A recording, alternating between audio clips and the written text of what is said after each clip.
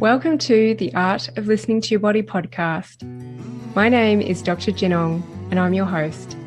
I'm a cathartic release therapist, professionally trained as an osteopath, psychosomatic therapist, Western acupuncturist, and herbalist. I'm fascinated by the mind-body connection and how your physical body is a manifestation of your emotional state. I help people get unstuck from their chronic pain, whether it be physical or emotional, and live the life they truly desire, grounded in values and driven by purpose. My aim is to create awareness to the underlying emotions behind pain, injury, and disease in the body, as well as behavioural dysfunctions and mental imbalances that present. I do this using a unique blend of Eastern and Western philosophies and a good dose of intuition. Join me to learn more about the story of your body, what different issues may indicate, how to release emotions so that you can prevent problems, as well as inspiring pain story interviews.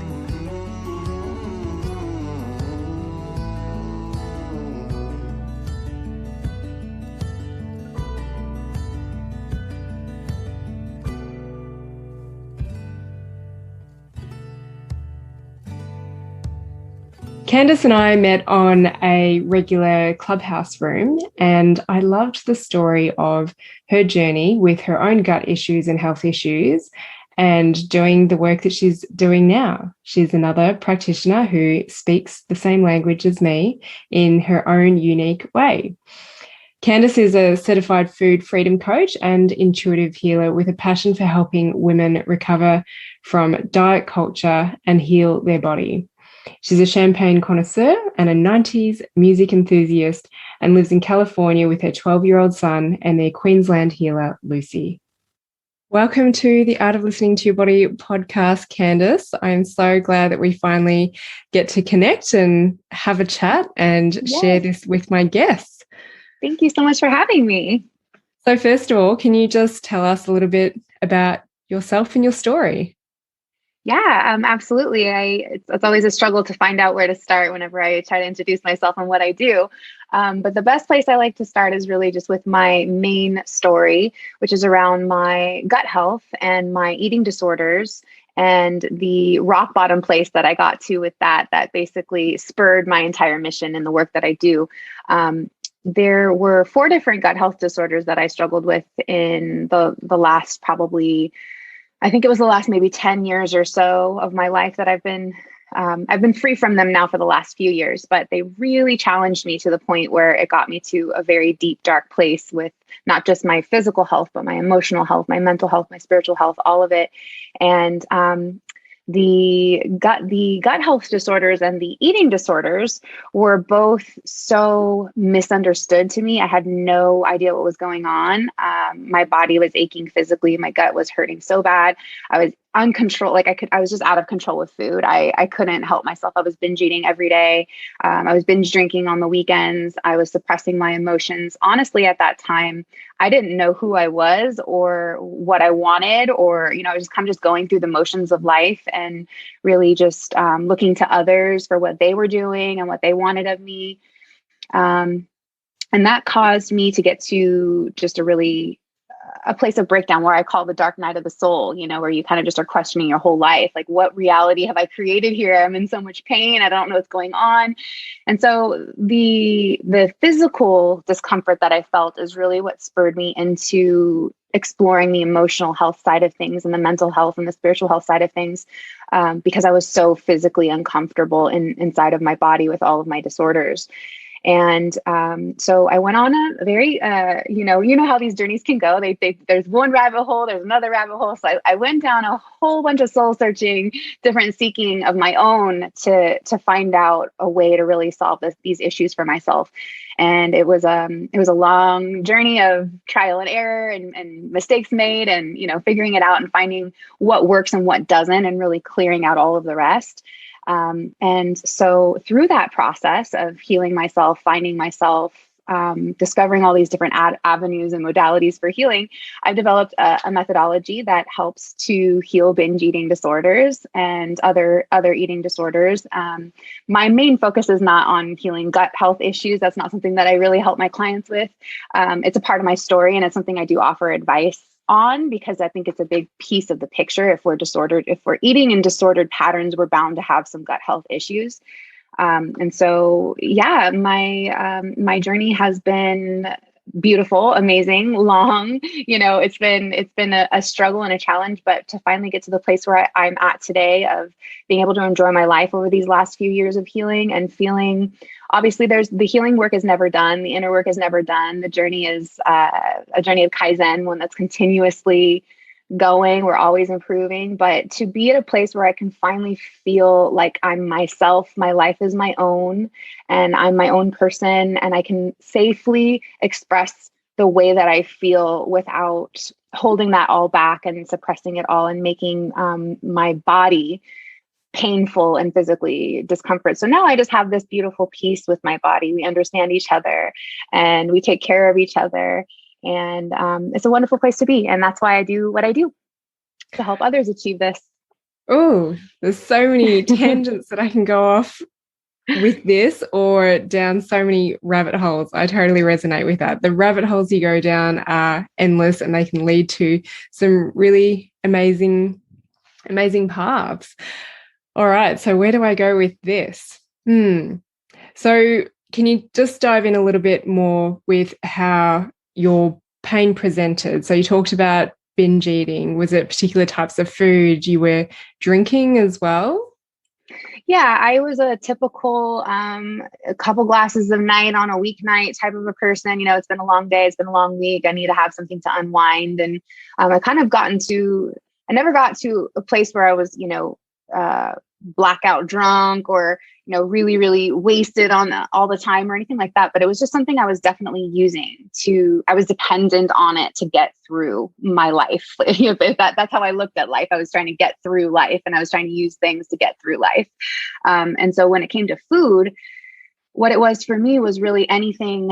Binges are silly because there's nothing that you're really, you might be craving one particular thing and you can have that thing, but the suppression and the restriction around everything else makes you eat things that you don't even enjoy eating, things you don't even like to have. And so that was really a painful place for me to finally be willing to see myself in the kitchen, shoveling food into my mouth, hiding from my family, and finally letting myself really see the truth of that, my physical reality. Wow, this is what I'm actually doing, instead of I think for a really long time, I tried to justify it. Everybody else binge ate, it was just normalized. And so I didn't really think it was that big of a deal until I finally woke up just to how dysfunctional that was, how shameful that was for me to be hiding this problem, that I didn't consider as a problem before. And it started presenting in my physical body with, I would switch drastically back and forth between diarrhea and constipation. I would have massive bloat in my stomach. Anytime I ate anything at all, I would just instantly bloat, huge and so painful, and so many sharp pains. I couldn't even bend over to tie my shoes. My body was just so uncomfortable to live in. None of my clothes were fitting. I couldn't walk around. My body was even getting numb in certain places. I would have little nerve kind of issues. My weight was getting uncontrollable to the point where I couldn't even do normal things that normal people can do. I was out of breath just walking from one room to the other. And my overall health just really started to deteriorate. I was having headaches all the time. My sex drive was gone. I didn't have I was out of touch with all of my hunger cues. So I couldn't even tell if I was hungry or not. I was just constantly filling myself full and feeling just this fullness and this grossness and this just constantly overfull feeling. And my relationship suffered because of it. And I had a lot of mixed feelings come to the surface about how I was taking care of myself and the shame around how I was taking care of myself. So from the physical stuff that was showing up at first, after that, it started presenting more as emotional discomfort and kind of this deep, I've always struggled with anxiety my whole life, and come to find out now that I know what I know about anxiety, I realize why, I struggled with it all along. But at that time I was thinking, oh, it's just anxiety. It's just, here it is again. It's normal. Everybody has anxiety. It's fine. I'm just going through just having anxious feelings. But that was showing up for me because of this push-pull of my truth. My truth is coming online. My emotions were coming online. I was realizing I was discomforted. I was realizing how I needed to change. And I was also stuck in this, like, I want to, but I don't know what to do. And I can't bring myself to do it. And so I was really in this emotional turmoil for a really long time of just like depression and sabotaging my relationships. And I kind of put on this persona of being like I was known as the mean girl. I was known as the bitch because I had a resting bitch face on all the time. I was just mad. I was angry all the time. And so that's really how it presented, first physically and then emotionally. And then, as I finally started to allow my emotions and listen to my emotions, to what they were trying to tell me, that's when I realized that we had the fundamental spiritual issue at the root of it. I was just disconnected from who I was as a person, my spirit, what my spirit wanted me to who my spirit wanted me to be versus who I was showing up as, the potential of who I knew myself to be versus this human version of me holding myself back and keeping myself trapped in my own struggle. And so that's what was creating the ultimate anxiety in my system that I had become so comfortable with, of like, oh, this is okay. And this is just the way it's supposed to be. Life isn't supposed to be perfect or easy. I just need to get through it. But once I could hear my spirit, once I could hear my soul and my purpose and my calling, and really tap into my greatest essence, my greatest energy, there was no turning back from there. I was self-motivated to heal from there, knowing what my actual truth was. Yes. Oh, so good. I've just been talking to a bunch of people about this, and I call it the 2 phases of discomfort. The first one is where you have to go through that dark night of the soul, or you actually process those emotions that are stored in your body. And as you do that, you start to uncover more of who you are. And then it gets exciting of like, okay, I can actually live into my purpose, my dharma, my destiny, my path. But the challenges don't stop, do they? When you step into that. They don't. So it's like this fear and resistance that comes up when you want to like process the emotions, but the fear and resistance also shows up, but in a different way and a different energy behind it when you step into doing what you love to do. Mm-hmm. Mm-hmm. So can you just take us back to, who were you? What kind of work were you in? You said you didn't really know who you were back then, but who were you? And then we'll lead into who you are now. Oh, yeah, absolutely. I love that. At the time, so during the last, this last version of me that I'm really honing in on, the one that made the decision to make the changes, this version of me was 30-something. I think I was in my early 30s, and I was a corporate accountant. So I just had a 9-to-5 job, and my job was very methodological. Like, it was there was always a yes and a right. Everything was black and white. It was there was not a lot of gray area in my life at the time. Everything was either good or bad. There was a right way to do things and a wrong way to do things. And I was kind of in this place of just, I got my degree and I got this job because I had a natural affinity for numbers. And I was kind of thrown into this position early on in my life around accounting, and it just kind of snowballed. And before I knew it, I was an accountant that didn't really love what I was doing. I kind of felt like I was living in this place of for a few years where I felt like I was dying under the fluorescent lights, just like wasting away, like serving somebody else. What am I doing? This is shoveling paper around back and forth. Like, this is not serving me. But I didn't know what my true calling was. Like, okay, what else is there for me? Most people, I feel like I was in that bucket where we don't feel special. We don't feel worthy. We don't feel like there's anything more for us except for what we're thrown into. Whatever, your first job is, well, I guess that's what you're going to continue to go along down the road. And so that's kind of the emotions that I was living in. And the same goes with my relationships, with my romantic relationships. I haven't had a lot of luck with love in my life. I've had a tumultuous history there. And I didn't understand it at the time, but now obviously I have so much compassion for why I've had those bonds, those trauma bonds, why I've reenacted a lot of those toxic cycles with a lot of those people, why I chose those people to begin with. And I have so much compassion for calling them into my life and them being what they were for me at that time.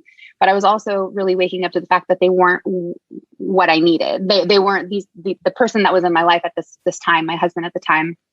felt so much guilt around the fact that the version of me who picked him was really sick. And I was waking up to the fact that I was really sick.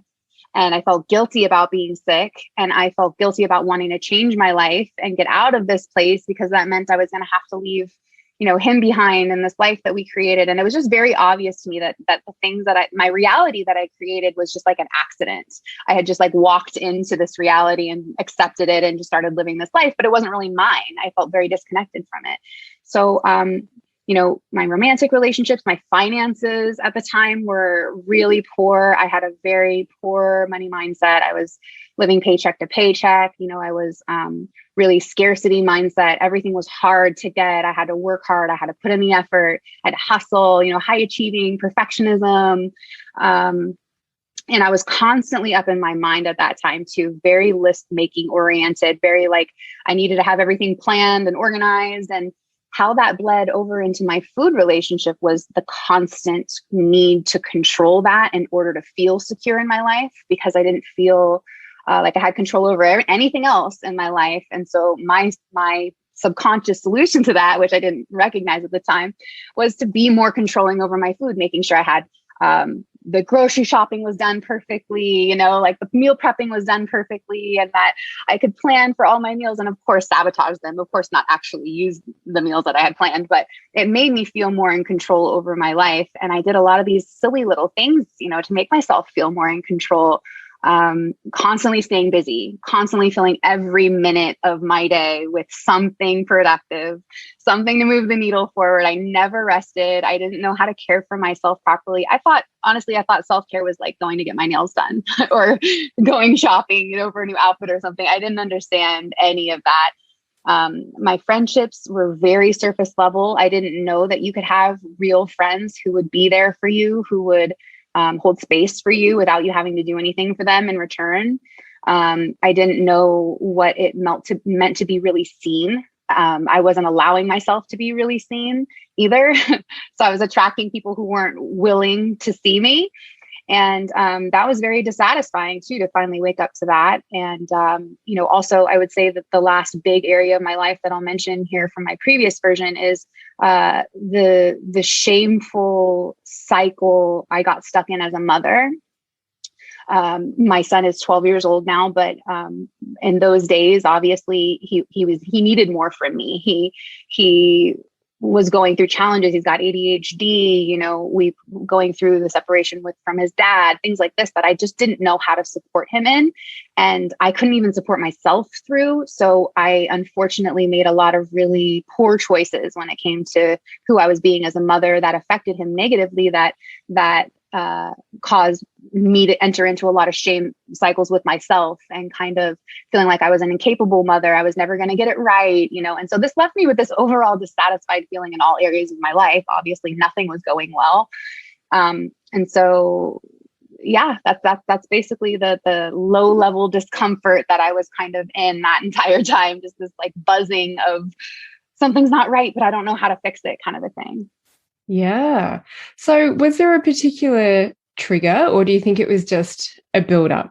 Being a corporate accountant, was there any other history involved? I think it was a buildup. It was just a buildup of a combination.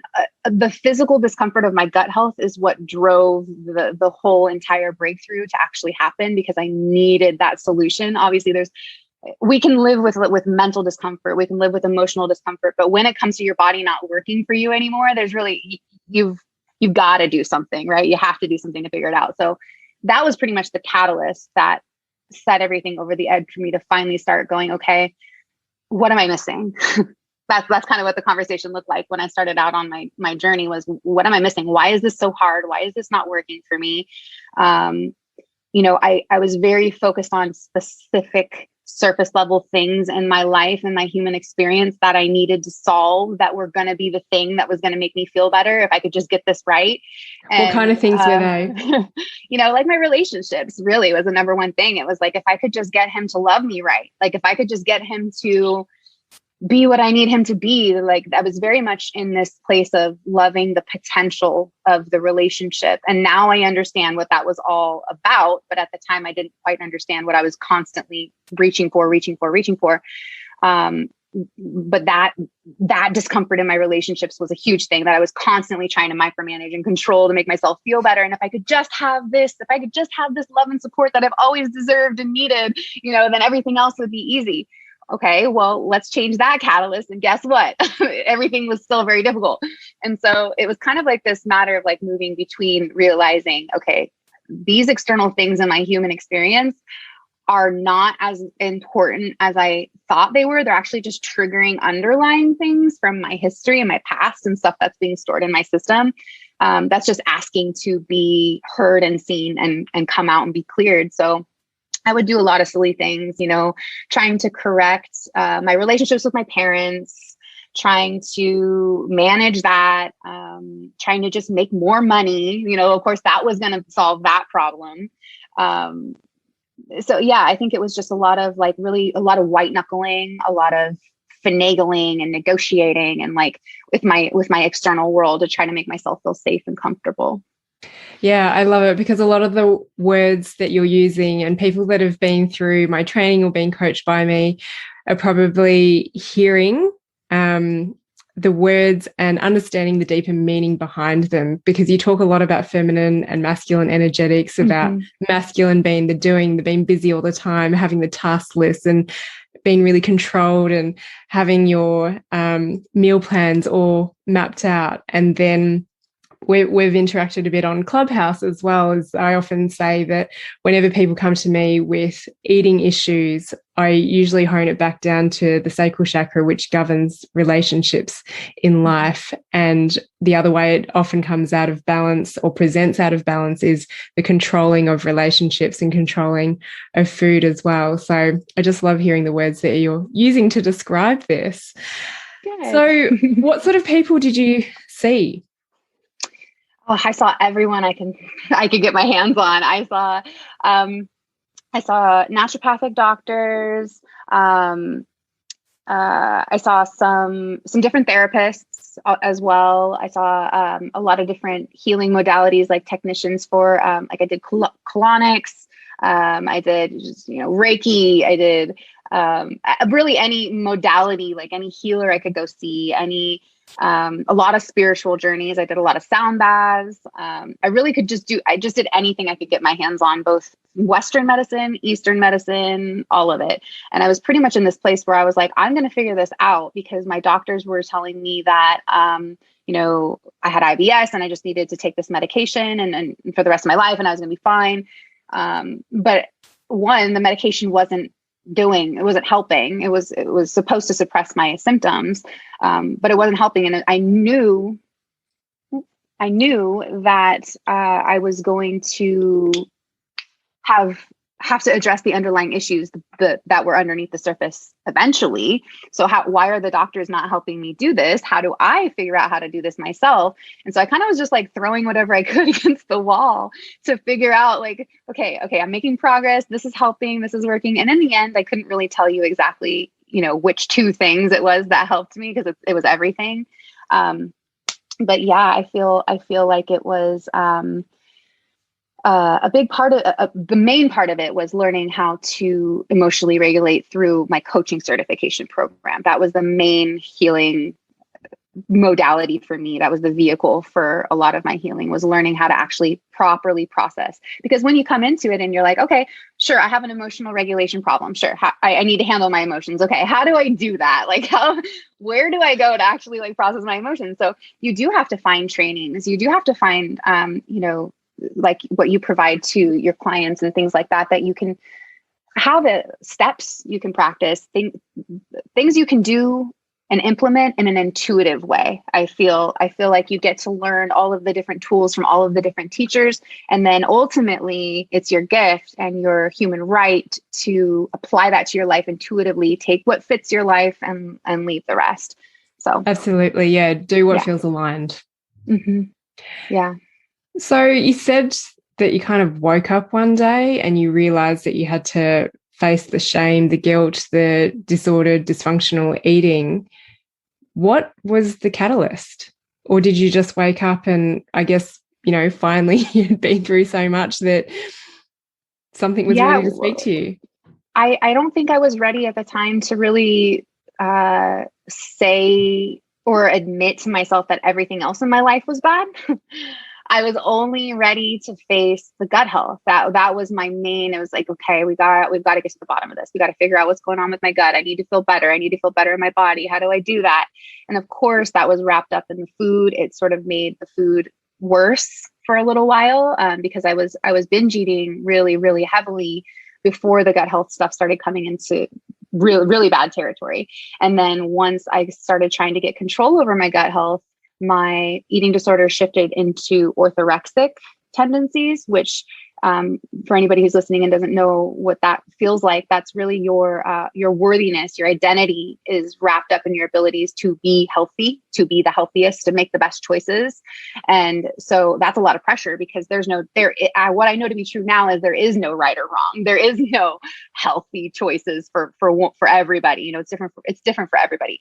And so I drove myself crazy at that time, trying to figure out this concoction or figuring out this formula for my health and how to be the healthiest and fix my gut. And so I think from there, it was just taking those steps and realizing as I got deeper and deeper and deeper into the process that it was like, this isn't just about the food. This isn't just about what I'm putting in my body and what's going out of my body. This is about so much more. So once I started feeling into my emotions, I mean, day over day, this was obviously like years worth of process. So it wasn't like I really woke up one morning and realized my whole entire life needed to change, but my whole entire life started changing by slowly dipping my toes into what I was actually feeling. Because then once my feelings started coming online and I was like, oh, maybe the reason my gut is so tense and I'm so uncomfortable and I have all this anxiety in my system is because I have all this truth that I need to speak that I haven't been allowing myself to, that I haven't been feeling like there was any outlets for me to, that the people who were around me couldn't hold, or I was going to lose love if I started speaking up. And so, I don't think there was one particular catalyst aside from my gut health that got me on the journey. And then once I started really approaching my physical body is when I realized the emotional body was what needed my attention. Yeah. Okay. Just before we get into the truth piece coming up, I'm just wondering, because you were a corporate accountant, which I assume is reasonably good pay, yet you're having to go and do all of these therapies. I find that a lot of people say, well, I don't know how I'm going to afford all of these therapies if I step into my truth. And so they stay with their safe job. And I just think, well, if you step into your truth, you're probably not going to need as many of those therapies. Did any of that go on for you?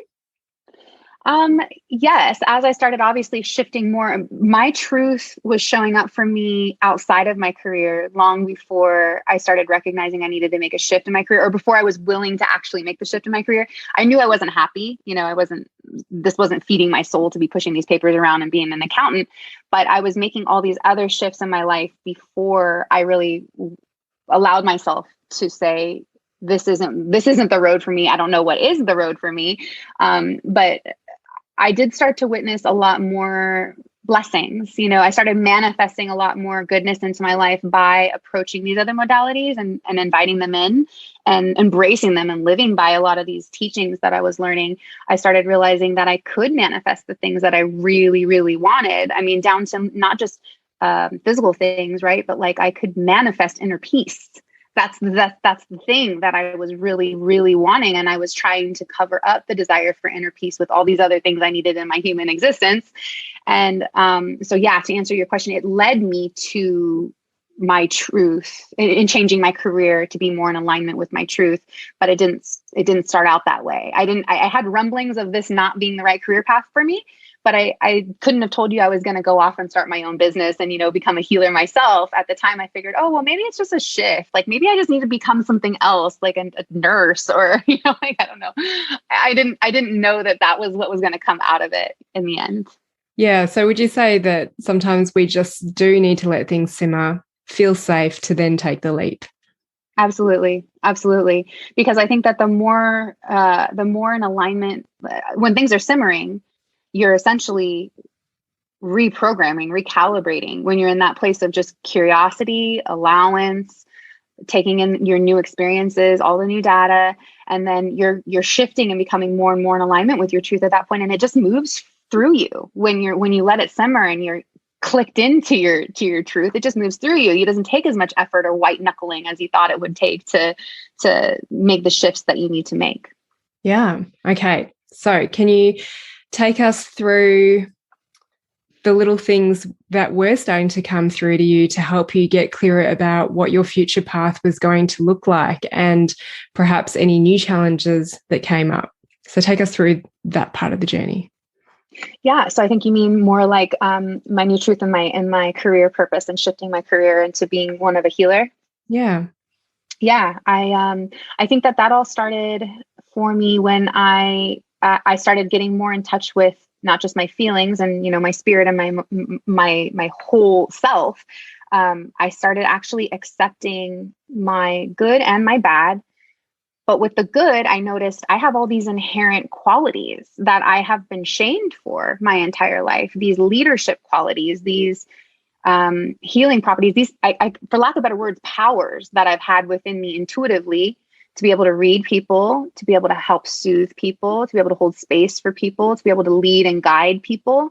And that those strengths were always suppressed and shamed as a very small child. And so when I started getting back in touch with my truth and who I am as a whole person, sure, I got to see all of the darkness and all of the things about myself that I needed to improve or that I could improve. But I also it was really clear to me that I'm meant to help others. I'm meant to be a light to others. That's my purpose in this world. There's so much darkness here. There's so much struggle here. And the fact that my story is as deep and as dark as it has been makes me have that much more access to the lightness. So I think that a lot of my personal story was wrapped up in a lot of childhood trauma, a lot of emotional abuse, a lot of emotional abandonment, a lot of addiction, a lot of toxic cycles, narcissism, a lot of difficult things. And so much of that was suppressed, me telling myself it's not a big deal. Everybody has a hard childhood. It's not, I didn't have it as bad as other people did, whatever the case was. But once I started really accepting my trauma for the good and the bad, if that makes sense, these traumatic things that did happen to me are very unfortunate. And I can choose to be stuck in the suffering of having to have this as my story, or I can choose to be empowered by this being my story because it gives me access to more light, to be a even greater light leader, to be more powerful and magnetizing others towards their own healing too, because of my deeper pain and my deeper trauma. So I guess once I started really, my truth, your truth is the good and the bad, right? Your truth is accepting all of it. And so those qualities inherently inside of me that I started feeling, that just following those qualities just led me to this path of helping people naturally, organically, without paying clients or anything like that. I just really started genuinely helping people. Like I started a blog, I started a podcast. I would just help whatever friends I could, with getting them on track with sorting through the all the red tape of medical stuff with gut health issues and navigating intuitively their own health issues. And so actually in the beginning, I was gut health coaching. I was kind of helping people in their gut health department. And then when I got my training and my certifications, and I really found out that the emotional body was the key, that's when I fully just embraced the fact that I'm a healer and that this is my purpose. And there was no going back from there. Yeah, it's just like the people think they're coming in to get their gut healed, but then you open the can of worms and get into the deeper emotional stuff. Yeah, definitely. Well, and the gut is, I think that the emotions are the connection between the mind and the gut, right? That's like actually the love child of the mind and the gut is the emotions. And so it makes sense if I didn't realize it, but if we're not paying attention to the emotions, then yeah, the gut's always going to be a challenge. Yeah. So I guess people coming into your world are definitely resonating with your emotions causing their gut issues now, and you probably see a whole bunch of other type of people as well. But what would happen when you would bring up the topic of emotions to some people who were just really physically focusing on the superficial gut? I I think that there's a lot of, at first, there's a lot of kind of like, oh, yeah, disbelief, like, okay, like smile and nodding, like, okay, I believe you. You're the expert, I guess. But there's not a whole lot of like trust. And that's not everybody. That's not a blanket statement. There are people who are obviously much more open-minded and much more willing. But I think at that time, when I was focusing more on just the gut health stuff, there was a different type of person who wanted solutions, wanted strategy, black and white thinking, like, should I have this? Should I not have this? They wanted clear guidelines and structure, where I think the bringing in the intuitive piece, and that it all gets to be perfect and that you get to choose, and all of that can be really confronting and confusing. And so people kind of reject that at first, but I do a lot of somatic therapies in my practice. And so my go-to is always just getting people into their body. When you can get someone into their body and have an experience of their own around the power of tapping into what's inside of their body, the power that they hold in their body, then that's kind of a game changer. That kind of helps people to soften, even if they're not fully on board yet, they don't fully trust you yet. It helps them to soften and open their minds up a little bit and just relax into trusting and just taking the next step and taking the next one after that.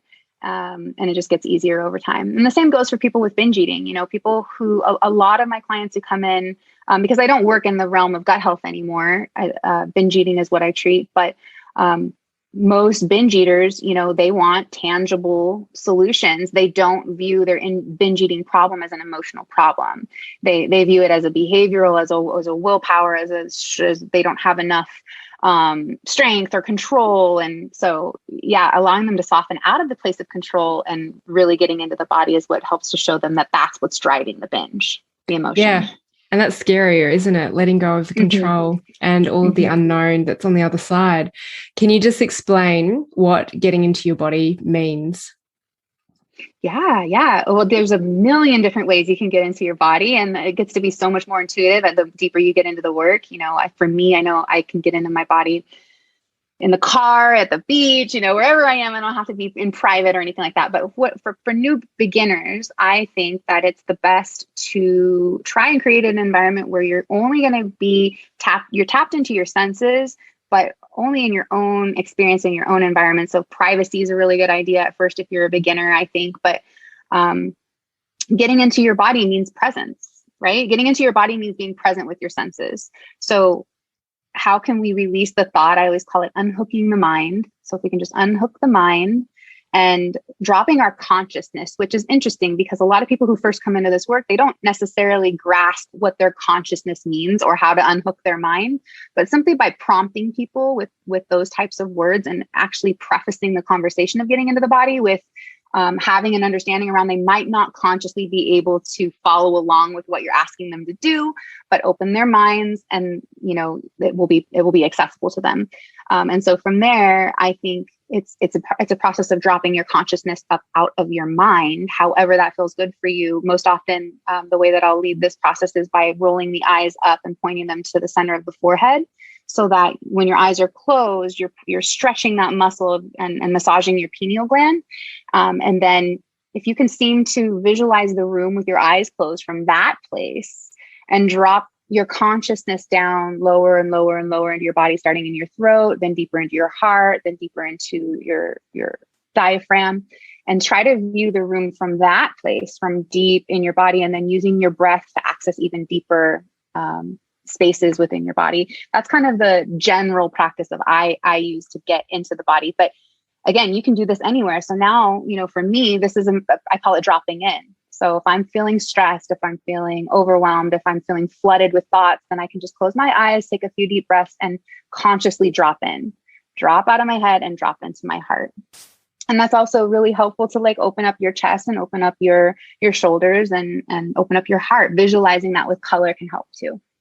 Yeah, cool. I like how you say that maybe just starting off somewhere where it's a little bit more private and knowing that it takes practice. It's funny because it just popped into my mind this morning that whenever I'm sitting in on seminars or webinars or masterclasses and they say, drop into your body, I'm like, I can't do it right now. And just because you've just told me to do it. And yeah, it is something that takes practice and it will get easier. So for those people who maybe go to those classes and get told that and just like, what the hell are you talking about? Just start and practice. Yeah. I think it's important to preface the conversation for the conscious mind to just soothe it and let it know that it's okay if it doesn't quite understand what it's supposed to be doing, to just trust that it doesn't need to be doing anything at all, and let your body take over, let your body do the work. The body always knows how to be embodied. I'm just going to have to get you to say that bit again because it just cut out. So it was about, I think it's important to preface, and I will edit that bit.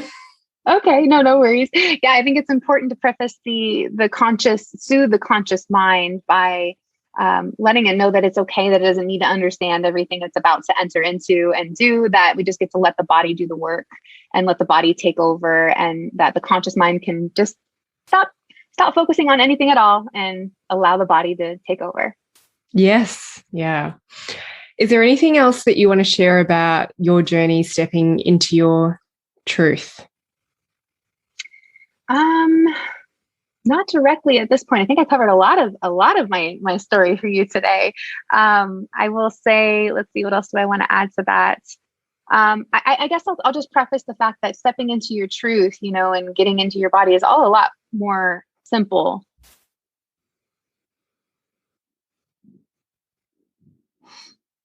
The internet's doing something crazy. Just start again.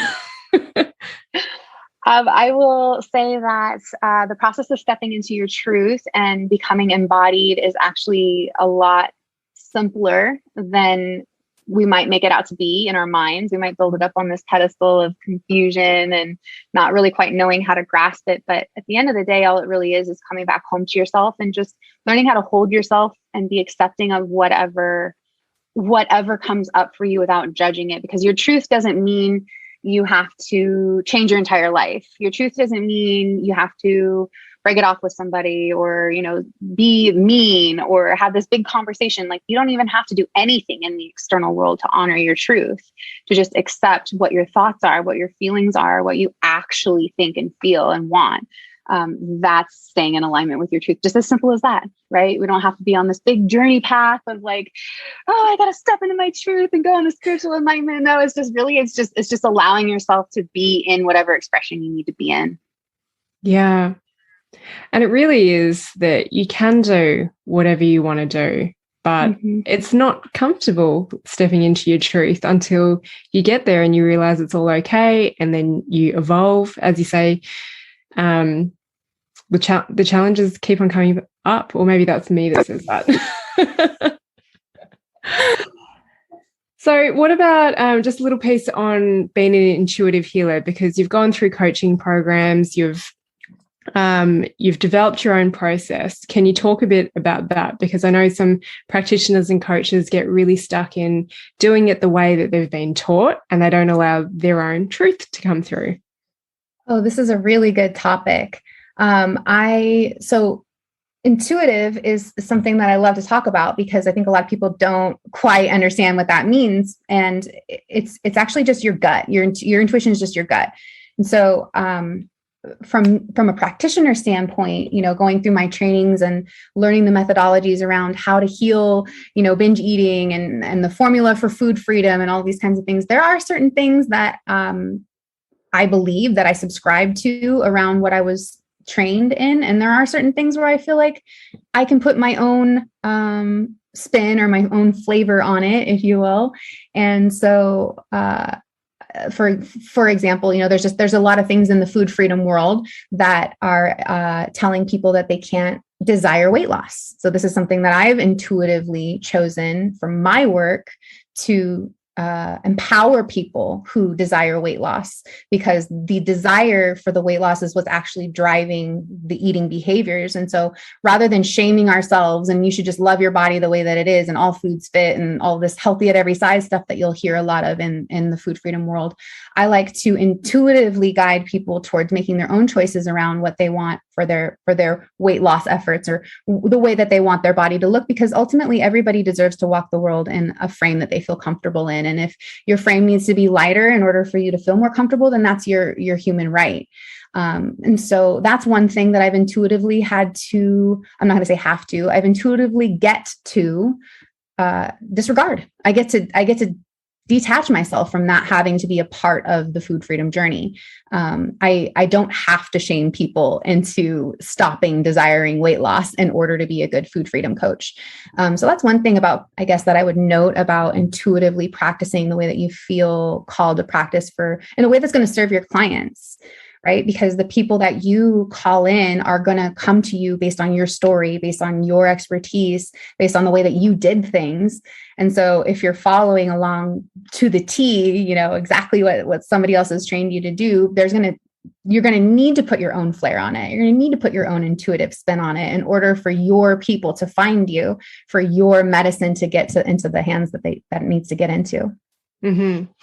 And actually something that just came up for me is that you said that you had to work through a lot of shame around the parent that you were. So I believe that we're all going to traumatize our kids in some shape, way or form. But if we can teach them to be more emotionally expressive and that the range of emotions are safe, then they're going to have the capabilities to process things. So what have you done since you've stepped into your truth and embraced the range of emotions in regards to being a mother? So much. I mean, we could probably have a whole nother podcast episode about this one topic. But it's layers. It comes in layers. So it's really overwhelming to realize that you have patterns that are keeping you stuck in behaviors that you don't desire, especially behaviors that hurt other people. Because with binge eating, for example, that's not really a behavior that's hurting anybody. We can rationalize that as that being something that's okay because we're not hurting anybody. But when you witness your patterns hurting someone, your child in particular, that's very painful. And it can become, you can get really stuck inside of the bottle with that pain of just like, I don't know how to be any different. And for me, my big story was, the story I was telling myself around my pain was that I don't have a blueprint for what it looks like to be a good mother. Nobody ever taught me what it looks like to be a good mother. I don't have the compassion it takes to be a good mother. All of these old stories that I was kind of operating from a really long time. And although I had the consciousness around those stories and I was trying to actively break those patterns, even with the tools that I have available to me, I was still very much stuck in a lot of that stuff for quite a long time, up until even maybe, I would say a lot of the clearing happened. It's been like 8 months now, but a lot of that was by actually forgiving my mother, because a lot of this is my mother and my father, but a lot of the parental stuff that we do, it's wrapped up in our parental wounds, our mother and our father wounds with our own parents. So while I can be aware of the toxic patterns that I was repeating from her, by not fully forgiving her and accepting the fact that she was only ever doing the best that she could with the tools that she had available to her, and based on her upbringing and the lens that she grew up under, and having compassion for that, and realizing that she would have done better if she could have done better. And it wasn't anything to do with me. It wasn't my fault. It wasn't like I was unworthy of having a good mother. And also making peace with releasing the attachment to the expectation that I needed her to change, that I needed her to show up for me differently in order to be safe, in order to be a good mother. Because truthfully, we don't need other people to change their actions. We think that people make us feel some type of way, but we make ourselves feel some type of way.